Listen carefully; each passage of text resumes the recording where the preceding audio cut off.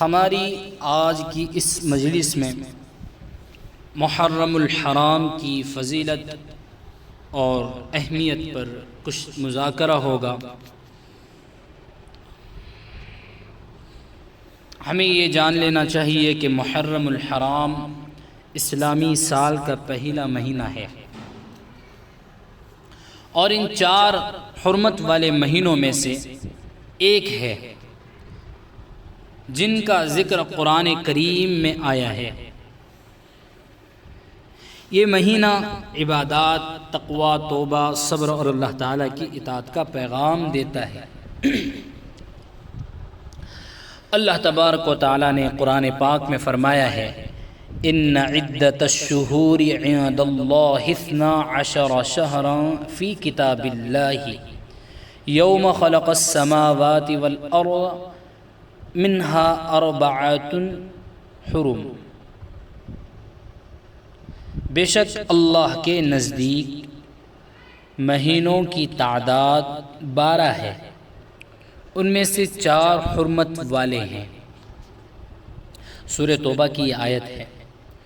مفسرین نے بیان فرمایا ہے کہ حرمت والے 4 مہینے ذی قعدہ، ذی الحجہ، محرم اور رجب ہے۔ احادیث مبارکہ میں اللہ کے رسول صلی اللہ علیہ وسلم نے فرمایا ہے، حضرت ابو ہریرہ رضی اللہ تعالی عنہ کی روایت ہے، اللہ کے رسول صلی اللہ علیہ وسلم فرماتے ہیں، افضل الصیام بعد رمضان شہر اللہ المحرم۔ رمضان کے بعد سب سے افضل روزے اللہ کے مہینے محرم کے روزے ہیں۔ صحیح مسلم کی حدیث ہے۔ اس حدیث سے معلوم ہوا کہ محرم الحرام میں خصوصیت کے ساتھ نفلی روزوں کا اہتمام کرنا باعث اجر و ثواب ہے۔ یوم عاشوراء کی کیا فضیلت ہے؟ حضرت ابن عباس رضی اللہ عنہما سے روایت ہے، ما رأیت النبی صلی اللہ علیہ وسلم یتحرى صیام یوم فضلہ علی غیرہ الا ھذا اليوم یوم عاشوراء۔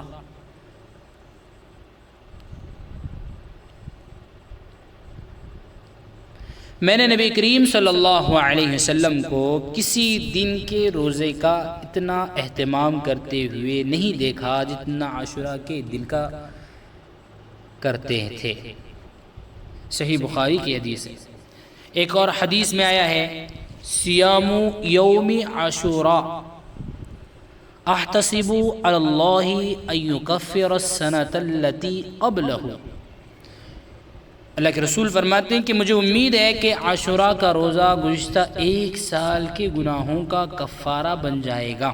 صحیح مسلم کی حدیث ہے۔ 10 محرم 61 ہجری کو نواسہ رسول صلی اللہ علیہ وسلم امام حسین بن علی اور ان کے جانثار ساتھیوں نے کربلا کے میدان میں حق و صداقت کی خاطر عظیم قربانی پیش کی ہے۔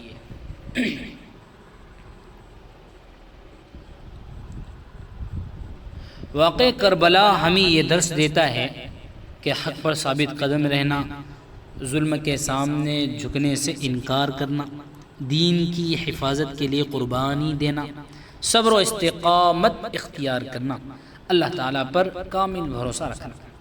امام حسین رضی اللہ تعالی عنہ کی شہادت امت مسلمہ کے لیے صبر، عزیمت اور حق پسندی کا عظیم نمونہ ہے۔ حضرت عمر بن عبدالعزیز محرم الحرام میں خصوصی عبادات اور توبہ کا اہتمام فرماتے تھے اور لوگوں کو نیکیوں کی طرف متوجہ کرتے تھے۔ حضرت عبداللہ بن عباس رضی اللہ عنہما عاشوراء کے روزے کی بڑی تاکید فرمایا کرتے تھے اور لوگوں کو اس کی فضیلت بیان کرتے تھے۔ محرم الحرام میں کیا کرنا چاہیے، کیا کام کرنا چاہیے؟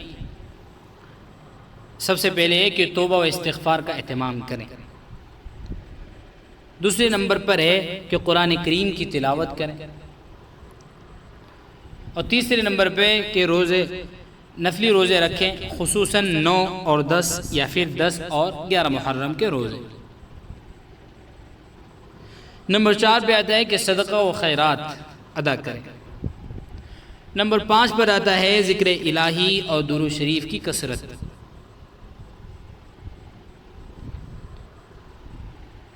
نمبر 6 پر آتا ہے سیرت نبوی صلی اللہ علیہ وسلم اور سیرت حسینی کا مطالعہ کریں۔ اور محرم میں کن امور سے ہمیں بچنا چاہیے؟ نمبر 1 پر آتا ہے نوحہ، ماتم، یہ شریعت کے خلاف عمل ہے۔ آج ہم دیکھ رہے ہیں کہ لوگ کیا کرتے ہیں، محرم الحرام میں نوحہ، ماتم کرتے ہیں، چلاتے ہیں، پکارتے ہیں، سینہ پیٹتے ہیں۔ یہ شریعت کے خلاف عمل ہے۔ اور دوسرے نمبر پہ کہ نقصان، خود کو نقصان پہنچانا۔ ہم آج کل دیکھتے ہیں کہ محرم الحرام میں نوجوان بوڑھے سارے ایک ہی صف میں سلیاں لیتے ہیں، اس کو داغتے ہیں اپنے جسم پر، اپنی چمڑی میں اسے گھسیٹتے ہیں، اس کو اپنے لیے جو ہے نقصان کا سبب بنا دیتے ہیں اور اپنے جو ہے ذات کو نقصان پہنچاتے ہیں۔ اور تیسرے نمبر پر آتا ہے بے اثر رسوم اور رواج اور بدعات، جس کی کوئی اصل نہیں ہے۔ محرم یہ جو کپڑے پہنا کر ہم بٹھا دیتے ہیں، بہت ساری رسومات جو کرتے ہیں، یہ کہیں سے ثابت نہیں ہے، یہ بے اثر رسومات ہیں۔ اور نمبر 4 پر آتا ہے فرقہ واریت اور باہمی نفرت۔ ہاں کہتے ہیں کہ ہم حسینی ہیں، وہ دیوبندی ہیں، اور وہ الگ الگ جو ہے انہوں نے جو ہے فرقہ واریت جو ہے پیدا کر دیا ہے۔ آج عام ہے، وہ کہتے ہیں کہ وہ حسین سے محبت نہیں کرتے، اس سے محرم کو نہیں مناتے۔ ہم محرم مناتے ہیں، ہم حسینی ہیں۔